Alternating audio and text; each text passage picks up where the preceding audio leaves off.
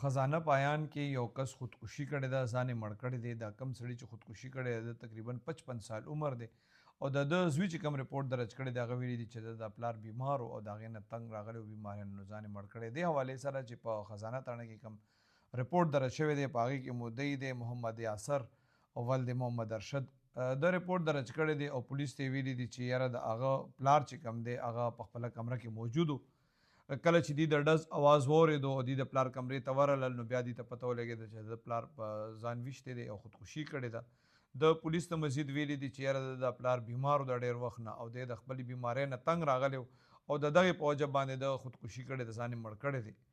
کله چې بیا پولیس تللي دي موقع کتلې ده نو پولیس د موقع نه چې کوم شواهد وو هغې را یوځای کړي دي او ډیډ باډي چې کوم ده هغې د پوسټمارټم دپاره مردخانې ته لیږلې ده. څنګه چې ما تاسو ته وویل چې دا کم سړی مړ دی، ځان چې مړ کړی دی د تقریبا 54-55 سال عمر دی. دې حوالې سره د پولیس وینا دا ده چې ای د زوی بیان هم اغشتی دی، لاش یې پوسټمارټم دپاره لیږلی دی. په دې کې به تفتیش کوي او د هغې نه پس به باقاعده په دې کې FIR درج کړي.